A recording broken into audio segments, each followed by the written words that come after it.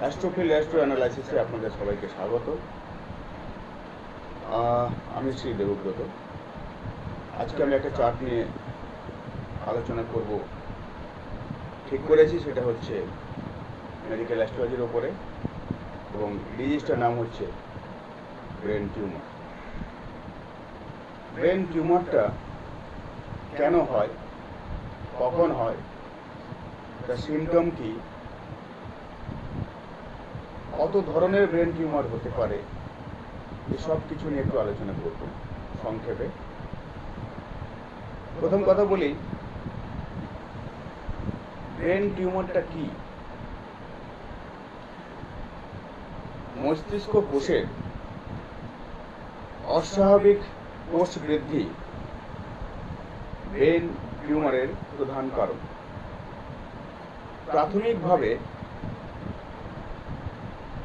কিছু টিউমার আছে যেটাকে নন ক্যান্সারাস বলা হচ্ছে, তবে ম্যালিগনেন্ট কিছু টিউমারও আছে যেটা ক্যান্সারাস বলা হচ্ছে। এছাড়া দেহের অন্যান্য অংশে ক্যান্সার হলে তার কারণে মস্তিষ্কে প্রথমে টিউমার এবং পরে ক্যান্সার হতে পারে। এটাকে বলা হচ্ছে মেটাস্টিক টিউমার, আর ক্যান্সারে পরিণত হয়ে গেলে মেটাস্টিক ক্যান্সার বলা হচ্ছে। ব্রেন টিউমারটা যেটা বললাম যে মস্তিষ্ক কোষের অস্বাভাবিক সেল ডিভিশন, এটা প্রধান কারণ। সেল ডিভিশন, এবং এখানটায় আরও কিছু জিনিস, যেটা আমাদের নার্ভের একটা সিস্টেম, যদি নার্ভ সিস্টেমটা নিষ্ক্রিয় হয়ে পড়ে, অ্যাফেক্টেড হয়ে পড়ে, পিটুইটারি গ্ল্যান্ড এবং যে ক্রেনিয়াল গ্ল্যান্ড, এই ধরনের গ্ল্যান্ডগুলো যে মস্তিষ্কে আসে, সেগুলো যদি হয়ে যায়, মানে নিষ্ক্রিয় হয়ে পড়ে বা অ্যাফেক্টেড হয়ে যায়, তাহলেও সেই সেল ডিভিশনের ব্যাপারটা চলে আসছে, বা ব্রেন টিউমারের একটা কারণ হয়ে দাঁড়াচ্ছে। সেটাও একটা কারণ, আংশিক কারণ। তবে নার্ভাস সিস্টেমটাকে কন্ট্রোল করছে শনি আর বুধ, আমরা সবাই জানি এটা। তো নার্ভাস সিস্টেমটা এর জন্য দায়ী অনেকটাই।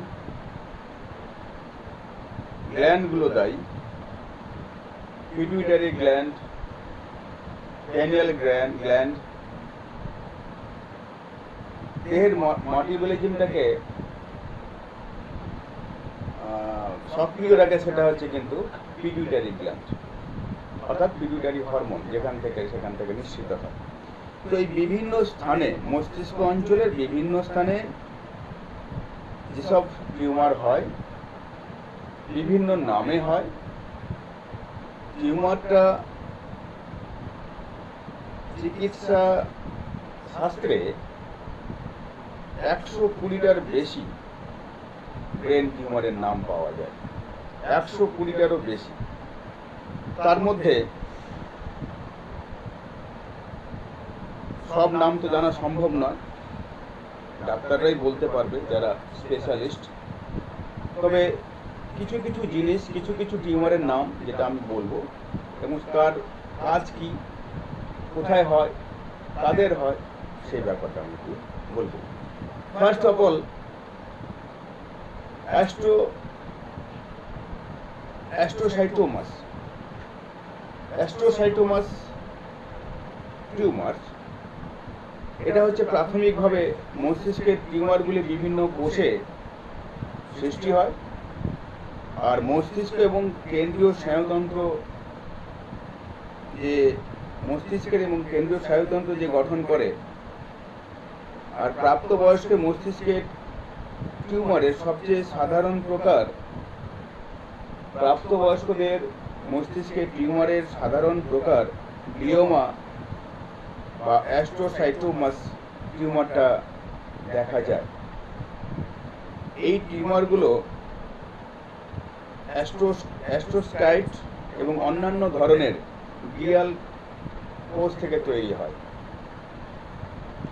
এরপরে হচ্ছে মেনিনজিস, অর্থাৎ কজ অফ মেনিনজিস, মেনিনজাইটিসের কারণে যে মেনিনজিস যে আমাদের মস্তিষ্ক ঝিল্লি আছে সেই অংশে দেখা যায়, যেটাকে বলা হচ্ছে মেনিনজিওমাস টিউমার।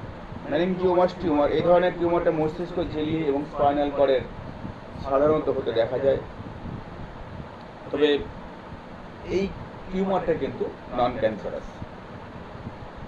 এরপর আমরা চলে আসবো অ্যাপোস্টোস্টিক নিউরোমাস টিউমার। এই টিউমারটা কিন্তু সাধারণত নার্ভের ওপর হতে দেখা যায়, নার্ভগুলোর ওপর বা নার্ভগুলোর শেষ প্রান্তে বা নার্ভগুলোর ওপরে হতে দেখা যায়।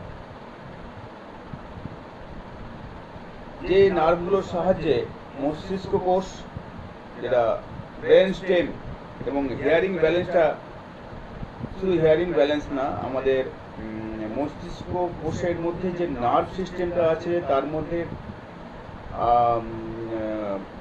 ক্র্যানিক্যাল যে নার্ভ যেটা আছে 12টা ক্র্যানিক্যাল নার্ভসটা, ক্র্যানিক্যাল নার্ভসের মধ্যে এখানটায় তাদের ফাংশন বিভিন্ন বিভিন্ন জায়গায় এরা রোল করে। অর্থাৎ কিছু মোটর ফাংশনসের কাজ করে, অর্থাৎ মোটর নার্ভস আছে যেটা মুভমেন্টে সাহায্য করে, আবার কিছু আছে যেটা সেন্সেসরি নার্ভস বলা হয়, তাদেরই মধ্যে আছে, যেটা আমাদের গন্ধ পাচ্ছি, স্মেল, ভালো মন্দ, আমাদের চিন্তা ভাবনার মধ্যে ভালো মন্দ, টোটাল সেন্স, প্লাস আমাদের স্বাদ, জিভে আমরা যে খাচ্ছি স্বাদ তো আমরা জিভ থেকে পাই, সেই জিভের মধ্যেও সেই নার্ভ একটা কানেক্টেড আছে, নার্ভগুলো কানেক্টেড আছে। ন্যাক আছে মস্তিষ্কের বিভিন্ন অঞ্চলে আছে, চোখে আছে অপটিক্যাল নার্ভ যেটা। তো ক্র্যানিক্যাল নার্ভ থেকে সব এগুলো সৃষ্টি হয়েছে। তো এই ক্র্যানিক্যাল নার্ভ, 12টা ক্র্যানিক্যাল নার্ভ আমাদের এরকম পুরো ফেসটা, হাড় থেকে নিয়ে পুরো এই ফেসটা মুখমণ্ডলের উপরে একটা প্রভাব বিস্তার করে। তাতে চোখের মুভমেন্ট আছে, কথা বলছি সে মুভমেন্ট আছে, খাচ্ছি চিবোচ্ছি তারও মুভমেন্ট আছে, যেটা জজ চোয়ালের ওপর একটা কানেকশন আছে। আর চোখকে আমরা মুভমেন্ট করছি, চোখের দ্বারা দৃষ্টি দেখছি, তার সেন্স আমরা পাচ্ছি সেন্সেসরি নার্ভ থেকে। এবং আমরা যেখানে চোখটাকে আমরা মুভ করছি, অর্থাৎ আমরা সারাউন্ডিং আমরা চোখটাকে মুভ করছি, আইদার ইট left side, right side, upwards, downwards, এই সমস্ত কিন্তু সেটা মোটর ফাংশন, মোটর নার্ভ সিস্টেমটা এটাকে কন্ট্রোল করছে। তো ক্যানিক্যাল নার্ভসের একটা বিশেষ গুরুত্ব আছে। এরপর আমরা চলে আসবো পিটুইটারি অ্যাডেনোমাস টিউমার। এই টিউমারটা কিন্তু সাধারণত পিটুইটারি গ্ল্যান্ডে হতে দেখা যাচ্ছে, যার ফলে পিটুইটারি হরমোন, যার সাহায্যে পিটুইটারি হরমোন একটা বিশেষ হরমোন, যেটা আমি আগেও বললাম, যেটা আমাদের পুরো মেটাবলিজমটাকে কন্ট্রোল করে, দেহের কোষ বৃদ্ধি, তাদের শারীরিক বৃদ্ধি, সমস্ত কিছুর জন্য কিন্তু পিটুইটারি হরমোনের একটা বিশেষ ভূমিকা রয়েছে। হ্যাঁ, তো এরপরে আমরা চলে আসবো মেডুলোব্লাস্টোমাস টিউমার। মেডুলোব্লাস্টোমাস কথার মধ্যে আমরা দেখতে পাচ্ছি যে মেডুলা অবলঙ্গাটা, যেখান থেকে নার্ভের পুরো সিস্টেমটা শুরু হয়েছে মস্তিষ্কের এই অঞ্চল থেকে, সেই অঞ্চলে এর একটা আধিপত্য সেই অংশে বেশি করে হয় এটা সাধারণত। আর যেখানে মেডুলা অবলঙ্গাটাতে, যেখানে আমাদের নার্ভ গুচ্ছের সোর্স অফ নার্ভ যেখানে, সেখানে এটা হয়। তবে এটা সাধারণত বাচ্চাদের, শিশুদের হতে দেখা যায়, বড়দের খুব রেয়ার হয়। এবং এটা কি হয়, এটা স্পাইনাল কর্ডের মাধ্যমে, স্পাইনাল কর্ডের ফ্লুইডের মাধ্যমে স্প্রেড করে। এটা একটা ক্যান্সারাস টিউমার, যেটা ছেলেদের মধ্যে এর একটা ইনক্লিনেশনটা বেশি আমরা দেখতে পাই। বয়স্কদের যে হয় না তা নয়, খুব কমই হয়। এরপর হচ্ছে germ sales tumours. Germ sell tumours মস্তিষ্কের কিছু বিশেষ অঞ্চলে টিউমারের জন্য তার সেল ডিভিশনের মাধ্যমে এবং রক্তবাহিত হয়ে সেটা টেস্টিকলস অর ওভারিজ এরিয়াতে সেই টিউমারগুলো ফর্ম করে। এগুলো সাধারণত কিন্তু কম বয়সীদের হতে দেখা যায়, বড়দের যে হয় না তা নয়, হয়। এছাড়া অন্যান্য অংশেও হতে দেখা যায় শিশু বয়স থেকে। অর্থাৎ এই যে যেটা বললাম, এটা জার্ম সেলটা, এটা হচ্ছে কিন্তু খুব শিশু অল্প বয়স থেকে হতে দেখা যায় আর কি। বড়দের হঠাৎ করে, প্রাপ্তবয়স্কদের এটা খুবই কম হয়, কিন্তু শিশুদের থেকে আস্তে আস্তে এটা গ্রোথ করতে করতে ওটাকে দীর্ঘদিন সময় লাগে। তারপর হচ্ছে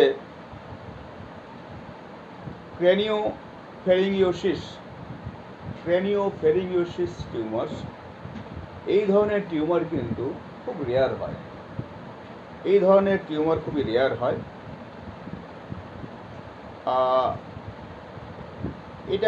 এটা কি করে, পিটুইটারি হরমোনকে বাধা দেয়। এটা পিটুইটারি হরমোনের উপর বাধা সৃষ্টি করে, যেটা আমাদের বিশেষ দরকার, যে হরমোনটা শরীরের বৃদ্ধিতে, মেটাবলিজমের ব্যাপারটা কন্ট্রোল করে। তবে এই টিউমারটা খুবই ধীরে ধীরে গ্রোথ হয়, আস্তে আস্তে হয়।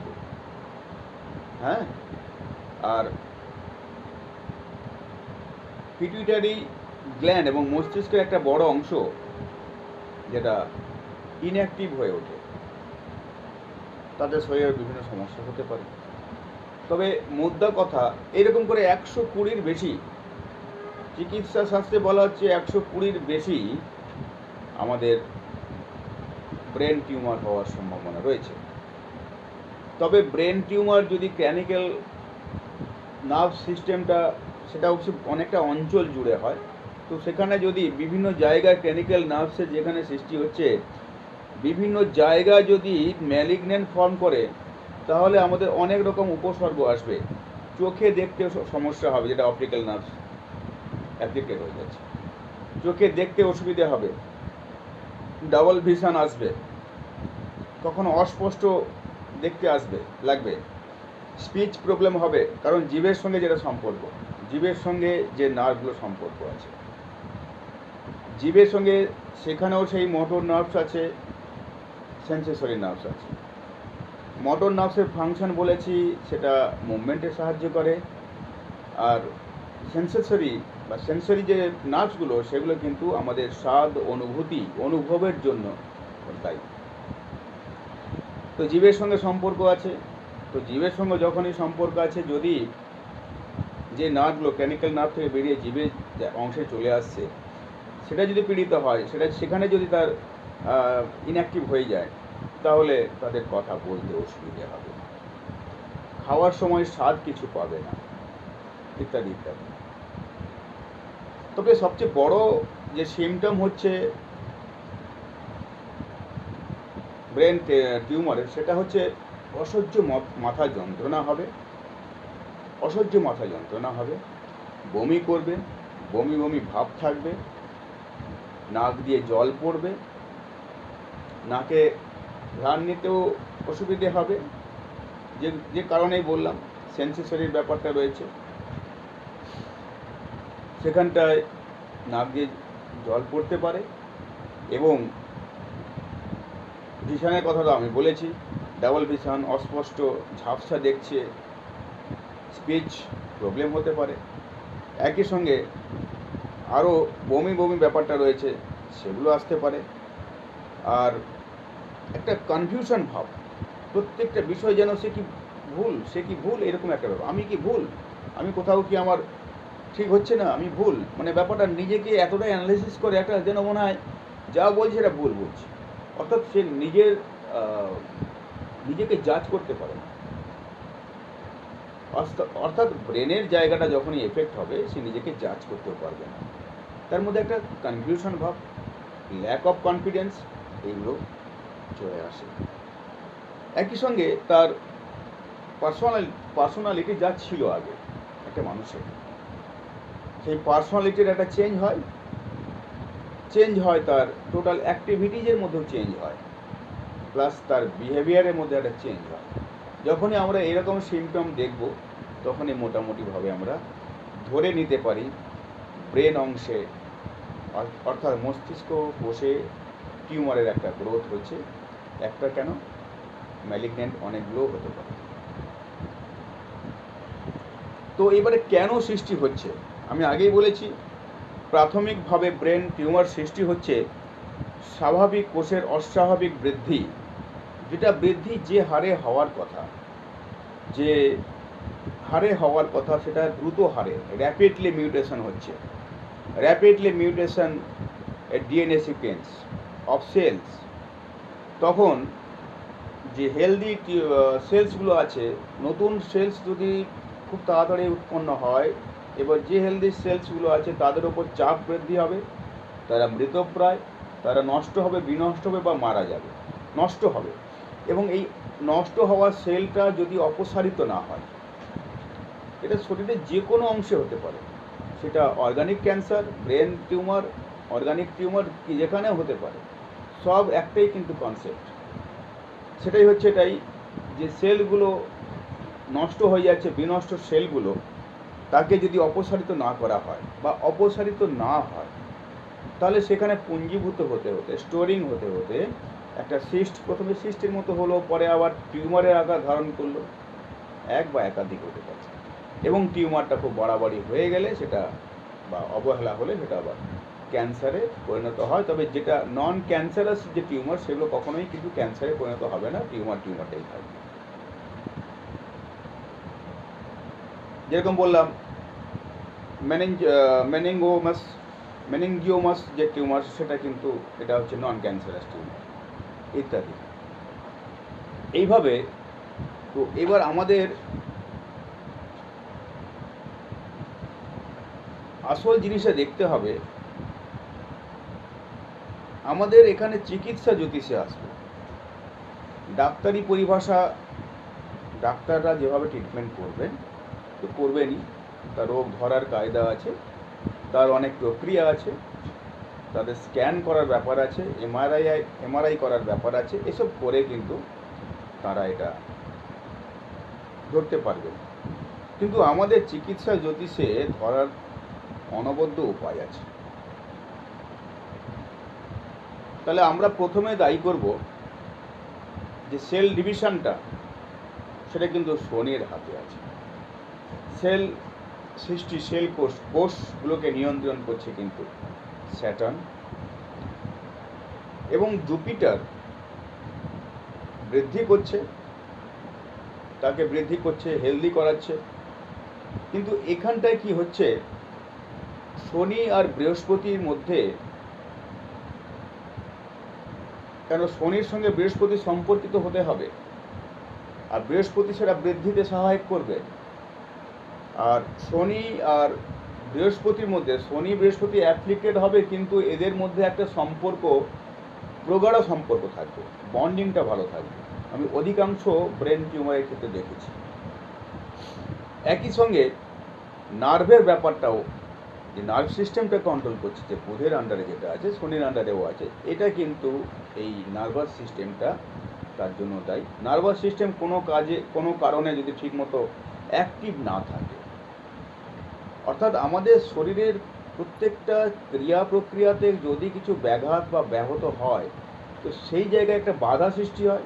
আর বাধা সৃষ্টি হতে হয় কিন্তু সেখানটায় যদি অপসারিত না হয়, সেই জায়গাটা থেকে যদি আমি যে বাধা সৃষ্টি, সেল ডিভিশন যেটা হচ্ছে, যে মৃত সেলগুলোকে যদি অপসারিত না করা হয় বা অপসারিত না হয়, তাহলে ওই জায়গাটা কিন্তু আস্তে আস্তে পুঞ্জীভূত হয়ে একটা টিউমারের আকার ধারণ করে। সেটা অর্গানিক হতে পারে, ব্রেন টিউমার হতে পারে, বিভিন্ন জায়গায় হতে পারে। এটা হচ্ছে প্রধান কারণ। এরপর আমি সিমটমগুলো বলেছি। ব্রেন আমাদের মেডিকেল অ্যাস্ট্রোলজিতে এবার কীভাবে এটাকে দেখবো সে কথাই বলছি। আর সেখানে সবচেয়ে বড় কথা, সবচেয়ে বড় অর্থাৎ প্রধান যে প্রাইম যে ব্যাপারটা, সেটা হচ্ছে মেষ রাশি। মেষ রাশি মস্তিষ্ককে নিয়ন্ত্রণ করছে কালপুরুষের মাথা বলে, কালপুরুষের মস্তিষ্ক অঞ্চল। এবং সেখানটায় অর্থাৎ সেই মস্তিষ্ক অঞ্চল কালপুরুষের মস্তিষ্ক অঞ্চল অ্যারিস সাইনটা ভীষণভাবে পীড়িত হবে। একই সঙ্গে পীড়িত হবে রবি, মস্তিষ্ক বা মস্তিষ্ক কোষের কারক গ্রহ কিন্তু রবি।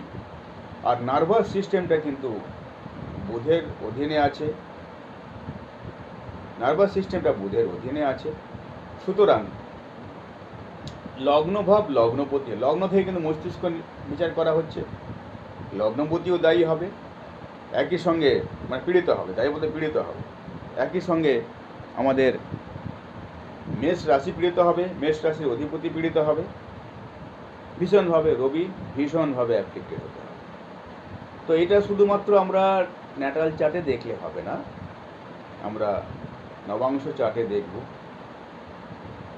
D6 তাজিক মতে D6 সেটাও দেখা যেতে পারে, D8এও চলে আসতে পারেন, D11ও থাকতে পারে।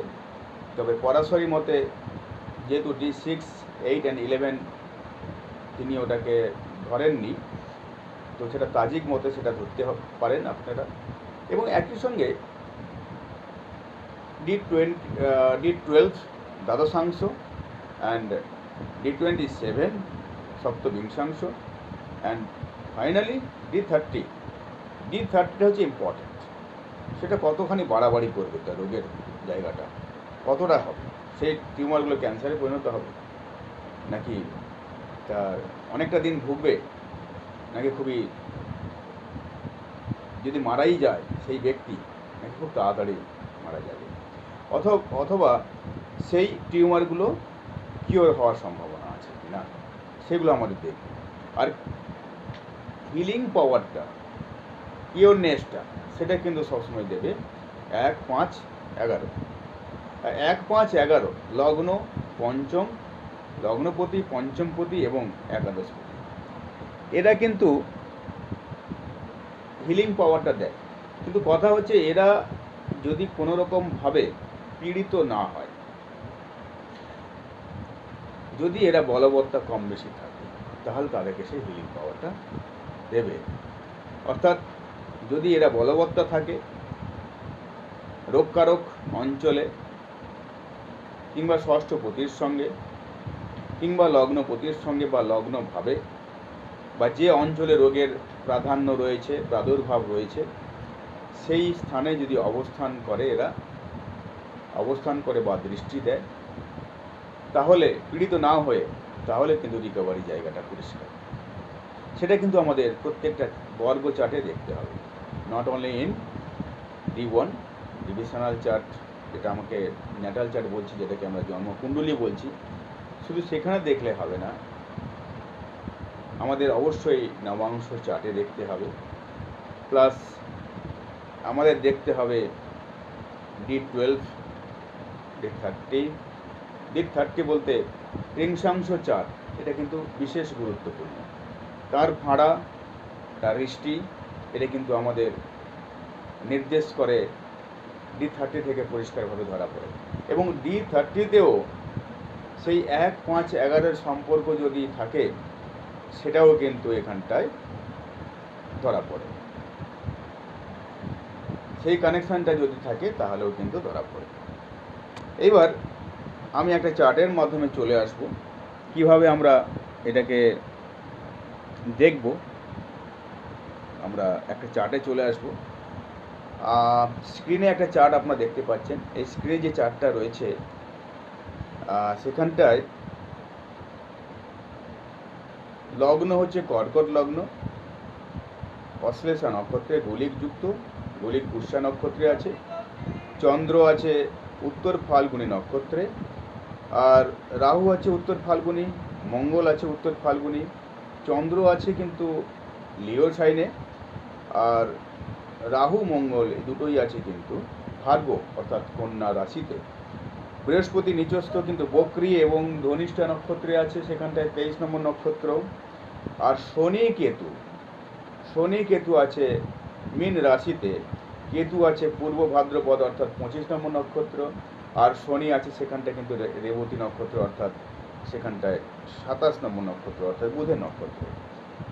আর রবি আর বুধ দুটোই আছে কিন্তু বুধ আছে রোহিণী নক্ষত্রে তরাসে, রবি আছে মৃগশিরা নক্ষত্রে তরাসে, শুক্র আছে আর্দ্রা নক্ষত্রে জেমিনাইতে। এই হলো ন্যাটাল চার্ট। D9টাও চলে আসি, D9টাও বলে দিই। D9টা লগ্ন আর শুক্র কিন্তু মিন পাইসেস, আর বুধ আছে তরাসে, কেতু আছে ক্যান্সারে, বুধ আর রবি নেই, বৃহস্পতি আর রবি এটা আছে ভার্গতে কন্যা রাশিতে, অ্যান্ড গুলিক আছে বৃশ্চিক রাশি, চন্দ্র ধনু, রাহু হচ্ছে ক্যাপ্রিকন মকর রাশি, মঙ্গল শনি আছে অ্যাকুয়ারিয়াস কুম্ভ রাশিতে। D9 এটা বলছে। তো আমরা কিন্তু as per our rule of brain tumour or brain cancer, তাহলে আমরা যে অঞ্চলটাকে লোকেট করি সেই অঞ্চলেই আগে চলে যাব। প্যারেজ আমি আগেই বলেছি যে এটা এই সংক্রান্ত রোগ, তো আমাদের সেই সংক্রান্ত সেই অঞ্চলে চলে যেতে হবে। তাহলে আমরা যে অঞ্চলটা যাব সেই অঞ্চলটা হচ্ছে কিন্তু মেষ রাশি। প্রথম কথা হচ্ছে মেষ রাশি। মেষ রাশিতে কোনো গ্রহ নেই, কিন্তু মেষ রাশিটা একদিকে শনি কেতু, অপরদিকে বুধ আর রবি, তাহলে পাপ মধ্যগত টোটালি হেমড হয়ে রয়েছে। নাম্বার 1। নাম্বার 2, এর অধিপতিকে দেখতে হবে মঙ্গল কোথায় আছে, সে রাহুযুক্ত এবং শনি দৃষ্ট, রাহুযুক্ত শনি দৃষ্ট এখানটা। একই সঙ্গে বৃহস্পতির দ্বারাও দৃষ্টি হচ্ছে, কিন্তু বৃহস্পতি, একটা কথা বলে রাখি, এই লগ্নের জন্য বৃহস্পতি নবমপতি হলেও ষষ্ঠপতি বলে। নবমপতি যেরকম তার ভাইটালিটির জায়গাটাও দেবে, কিছুটা হিলিং পাওয়ার দেবে, কিন্তু বৃহস্পতি এখানে নিচস্থ রেট্রোগেট ধনিষ্ঠা নক্ষত্রে, যে ধনিষ্ঠা নক্ষত্রের অধিপতি সে ভীষণভাবে পীড়িত। সুতরাং এখানে বৃহস্পতির বলবত্তা খুব একটা আমরা দেখতে পাচ্ছি না। একই সঙ্গে নবাংশ চক্রে বৃহস্পতি কিন্তু রবি যুক্ত হয়ে রয়েছে, সেটা রয়েছে লগ্নের সপ্তমভাবে রয়েছে।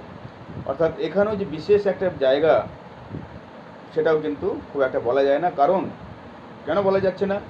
রবি অর্থাৎ ষষ্ঠপতি, নবাংশ চার্টের কথা বলছি, রবি ষষ্ঠপতির সঙ্গে সম্পর্কযুক্ত বৃহস্পতি, তাহলে বৃহস্পতি কিন্তু নিজেই পীড়িত এবং রবি যুক্ত। একই সঙ্গে রাহু দ্বারা দৃষ্ট হয়ে রয়েছে, শুক্রের সঙ্গে সম্পর্কযুক্ত হয়ে রয়েছে। এই ব্যাপারটা, নবাংশ ব্যাপারটা আরও পরে আসছি। আমি বৃহস্পতি বলবৎ দেখতে গেলে আমাদের নবাংশ চার্ট, প্রত্যেকটা গ্রহের বলবৎ দেখতে নবাংশ চার্টে আমাদের যেতে হবে, সেটা দেখতে হবে। এইবার এখানটায় আমরা দেখতে পেলাম মঙ্গল ভীষণভাবে পীড়িত হয়ে রয়েছে, মেষ রাশিটা পীড়িত হয়ে রয়েছে, মেষ রাশি পীড়িত হয়ে রয়েছে, মেষ রাশির অধিপতি পীড়িত হয়ে রয়েছে। এবং এটার আমাদের রবিকে দেখব, রবি কতখানি পীড়িত হয়ে রয়েছে। রবি হচ্ছে এই লগ্নের জন্য, রবি এই লগ্নের জন্য দ্বিতীয় পতি, কিন্তু সে আছে একাদশভাবে, আর রবি আছে মৃগশিরা নক্ষত্রে, কিন্তু বৃহস্পতির দ্বারা দৃষ্ট। রবি আর বুধ দুটোই কিন্তু বৃহস্পতির দ্বারা দৃষ্ট হচ্ছে। বৃহস্পতি রবিকে দেখছে, রবিকে দেখছে এবং বুধকে দেখছে। বৃহস্পতি এই লগ্নের জন্য আগেই বলেছে ষষ্ঠপতি, সে দুর্বল, অর্থাৎ সে অর্থ রেজাল্টটা দেবে। আর সবচেয়ে বড় কথা যে শনি রবিকে দেখছে, Sun is aspected by Saturn, Rahu also, and also the Jupiter. The Jupiter is the sixth lord. The sixth lorder সঙ্গে সম্পর্ক কিন্তু করেছে রবি ভীষণ ভাবে। Not only Sun and Mercury, they are both afflicted severely. তো এই জায়গাগুলো আমাদের দেখলাম, রবি দেখলাম। এবার লগ্ন ভাবকে দেখব। লগ্ন ভাবটাও মস্তিষ্ক অঞ্চলটাকে নির্দেশ করছে। লগ্নভাবে গুলিক বসে আছে। লগ্ন ভাব যে নক্ষত্রটা পেয়েছে সেটা হচ্ছে কিন্তু অশ্লেষা নক্ষত্র, যেটা আদৌ ভালো না। অশ্লেষা নক্ষত্র কখনোই ভালো ফল দিতে পারে না। সেই লগ্ন থাকুক, এনি আদার প্ল্যানেটস থাকুক, বুধও যদি সেখানে অশ্লেষা নক্ষত্রে থাকে, তাহলে কিন্তু তার একটা সারা জীবনের যন্ত্রণাময় পরিস্থিতি সৃষ্টি হবে। এটা হচ্ছে অশ্লেষা নক্ষত্রের ধর্ম। এবং লগ্নভাব গলিকযুক্ত হয়ে রয়েছে, লগ্নভাবে বৃহস্পতিরও দৃষ্টি রয়েছে। লগ্নভাবে সে বৃহস্পতি, নিচস্থ বৃহস্পতি এবং ষষ্ঠপতি বৃহস্পতি, সে তার দৃষ্টি রয়েছে লগ্নভাবে।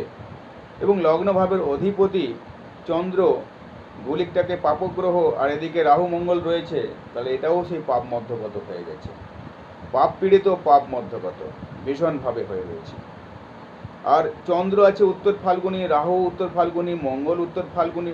অর্থাৎ উত্তর ফাল্গুনি মানে এটা রবির নক্ষত্রের সবাই কিন্তু বসে আছে, যারা অনিষ্টকারী, যারা অনিষ্ট হবে, সেই রবির নক্ষত্রগত। আর রবি কিন্তু severely afflicted, Aries sign severely afflicted আমরা এখানে দেখতে পেলাম। And lord of Aries Mars severely afflicted also. একই সঙ্গে আমাদের বুধ পীড়িত হওয়ার জন্য নার্ভ সিস্টেমটাকে সমস্যা করবে। নার্ভ সিস্টেম যেটা আমাদের বলেছে আগেই, যেটা লিঙ্ক, আমি ওই জন্য নার্ভের বিষয়টা আমি প্রথম থেকে নার্ভের অ্যাক্টিভিটিসটা একটু ইন্ট্রোডাকশানে বলেছিলাম যে নার্ভগুলো কোথায় কী কী কাজ করে। তো আলটিমেটলি বুধ এখানটা পীড়িত হয়ে রয়েছে। আর সবচেয়ে বড় কথা, ইম্পর্টেন্ট পার্ট, সেটা হচ্ছে বৃহস্পতি আর শনি। বৃহস্পতি শনির মধ্যে ক্ষেত্র বিনিময় সম্পর্ক হয়ে গেছে।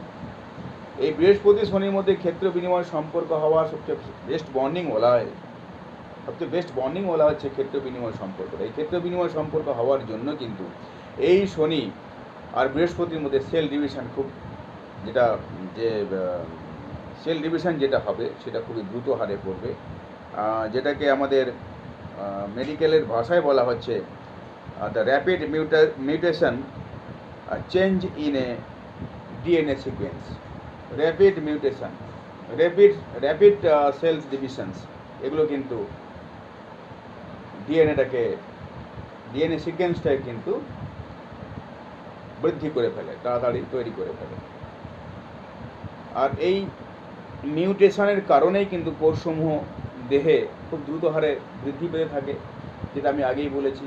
মৃত যেগুলো হেলদি কোষ ছিল, হেলদি সেলগুলো যেগুলো ছিল, সেগুলো নষ্ট হবে, বিনষ্ট হবে। এবং সে বিনষ্ট হয়ে যাওয়ার পর তাকে অপসারিত না হলে, এই অপসারণের কাজ কিন্তু মঙ্গলের।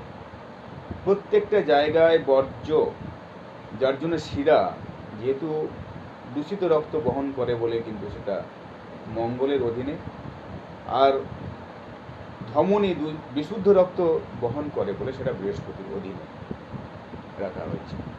আর এই বর্জ্য, আমাদের শরীরে যা বর্জ্য আছে, যেটাই আছে, সেগুলো কিন্তু নিষ্কাশনের দায়িত্ব কিন্তু শুধুমাত্র মঙ্গলের ওপর আছে। মঙ্গল যদি ইনঅ্যাক্টিভ হয়ে যায়, মঙ্গল যদি পীড়িত হয়ে যায়, সে কাজটা করতে পারবে না। শনি বৃহস্পতির মধ্যে এখানে একটা ক্ষেত্র বিনিময় সম্পর্ক হচ্ছে, যেটা র্যাপিডলি মিউটেশন করছে, সেল ডিভিশনের মধ্যে র্যাপিডলি হয়ে যাচ্ছে। আর মঙ্গলের জন্য সেই বর্জ্য যেটা সঞ্চিত হচ্ছে, সেটা সেখান থেকে অপসারিত করতে পারছে না। মঙ্গল রক্তেরও কারক, রক্তের হিমোগ্লোবিন অংশের আধিপত্য। ডাব্লিউবিসিটাও কিন্তু রোগ সংক্রমকের জন্য দায়ী। রোগ সংক্রমণটা না, রোগ প্রতিরোধ করার জন্য, রোগ সংক্রমণের হাত থেকে রক্ষা করার জন্য ডাব্লিউবিসিটা ভূমিকা আছে। তো সেই জন্য আমাদের বৃহস্পতিও কিন্তু চলে আসছে, রক্তের জন্য চন্দ্রটাও চলে আসছে। তো রক্ত আর রক্তের ধারাবাহিকতা, অর্থাৎ রক্তের যে গতিবেগ, স্রোত, এটা কিন্তু আসছে মঙ্গল এবং চন্দ্রের ওপর রয়েছে। আর সংবহনতন্ত্র তো আগেই বলেছি আমি, সংবহনতন্ত্র কিন্তু সিংহ রাশি আর কুম্ভ রাশির ওপর বর্তাচ্ছে। এই সংবহনতন্ত্রটা ঠিক রাখার জন্য যে সিস্টেম, ব্লাড সার্কুলেশন সিস্টেমটা কিন্তু কন্ট্রোল করছে দুটো কৌণিক রাশি।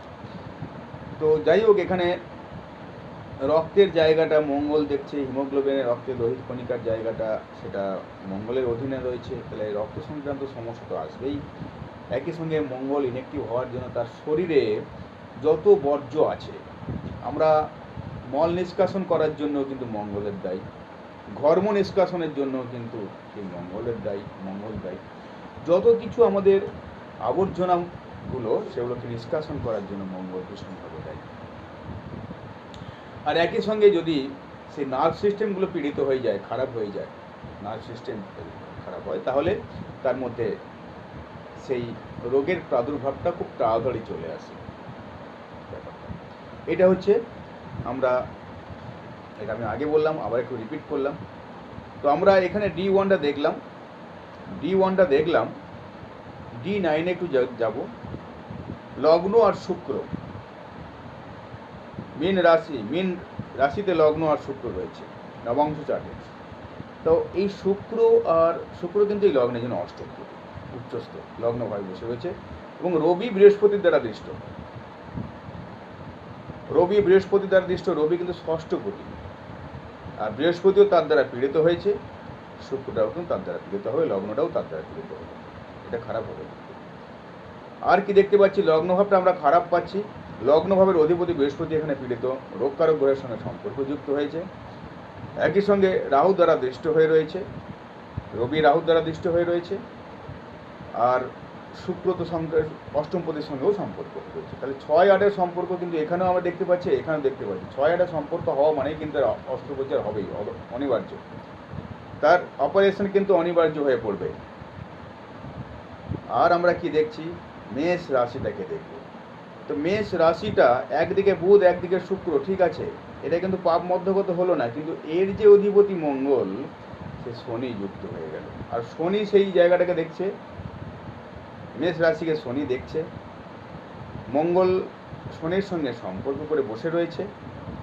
আর এই মঙ্গল অষ্টম দৃষ্টি দিয়ে কিন্তু ষষ্ঠপতির সঙ্গে সম্পর্কিত। বুধ এখানটায় বৃহস্পতিটাকেও দেখছে।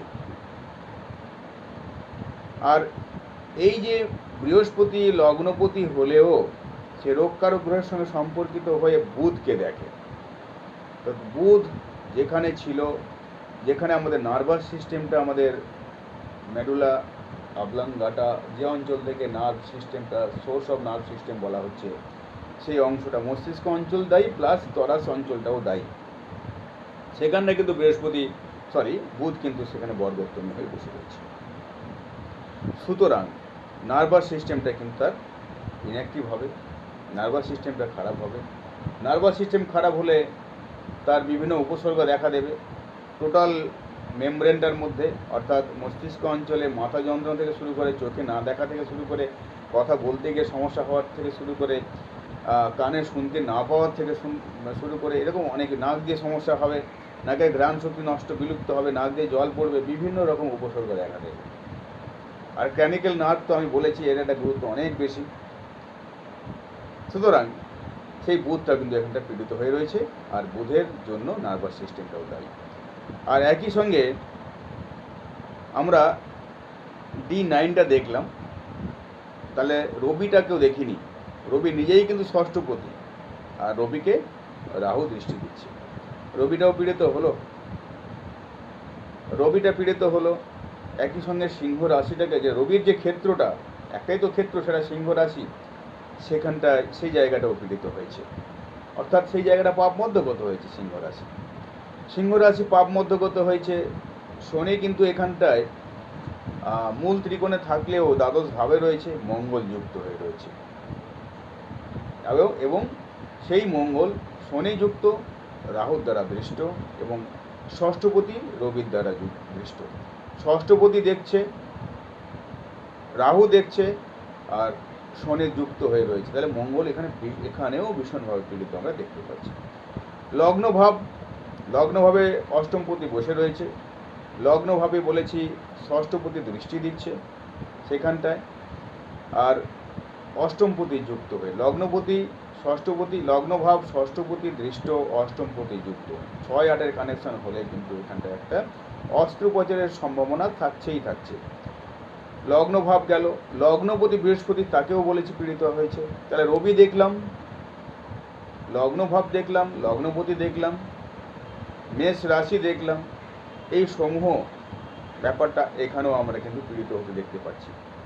আমরা এরপরে চলে যাব, বর্তমান এর কিন্তু রাহু চলছে, রাহুর দশা, রাহুর অন্তর্দশা চলছে, সেটাও বলে রাখি।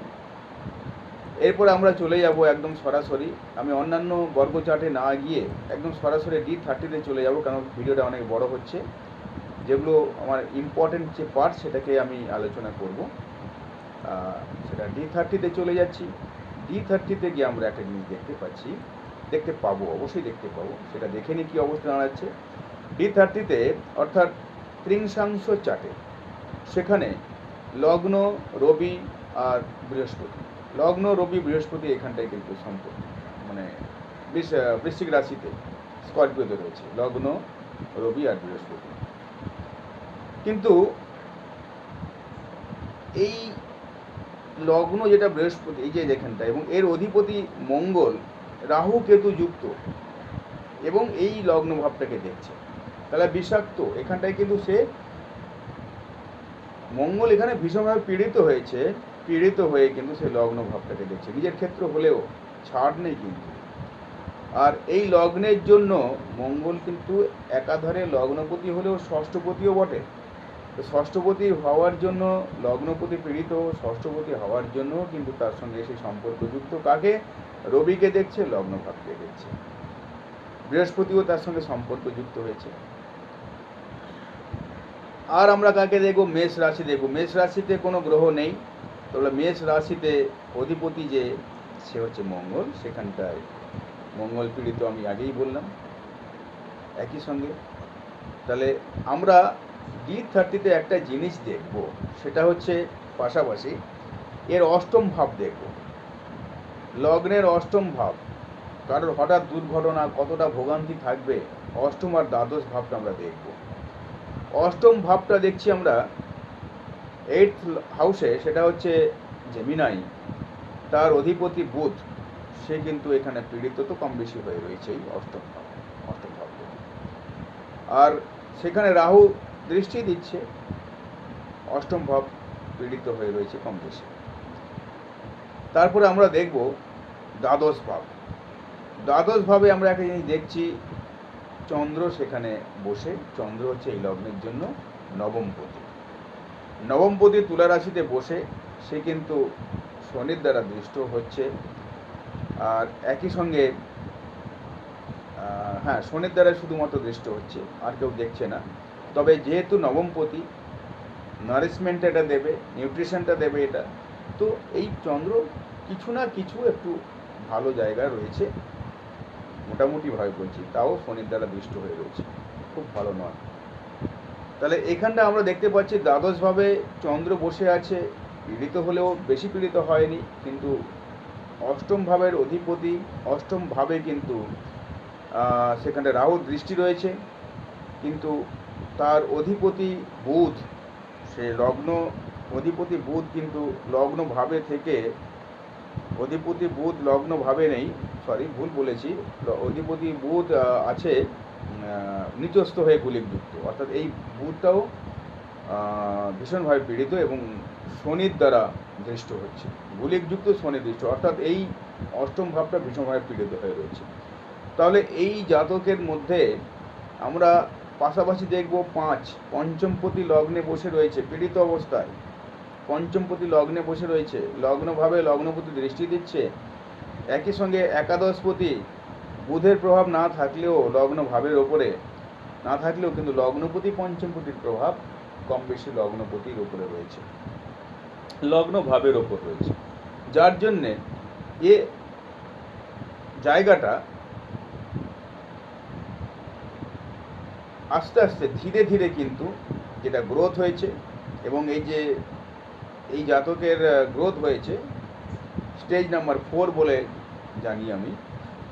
তো এর যেটা গ্রোথ হয়েছে সেটা অপারেশন তো করতেই হবে, এবং এটা সারতে সময় লাগবে, কিন্তু একেবারে যে কিওর হয়ে যাবে সেটা বলা যাচ্ছে না, একেবারে কিওর হয়ে যাবে সেটা কখনোই বলা যাচ্ছে না। বর্তমান রাহুর দশা অন্তর্দশা যাচ্ছে, বর্তমান যে সমস্যাটা, আমরা ন্যাটাল চার্টে চলে আসব। ন্যাটাল চার্ট কেন, ট্রানজিট চার্টটা আমরা প্রত্যেকটা বর্গ চার্টেও ম্যাচ করাতে পারি, আমরা করে দেখতে হবে। তো বর্তমান কিন্তু লগ্ন ভাবের ওপর শনির একটা ট্রানজিটের অ্যাসপেক্ট রয়েছে, লগ্নপতি লগ্নপতি চন্দ্র সে রয়েছে অষ্টম ভাবে, লগ্নপতি দ্বিতীয়ভাবে রয়েছে, সেখানটা কিন্তু শনির প্রভাব নেই, না তো রাহুর প্রভাব আছে।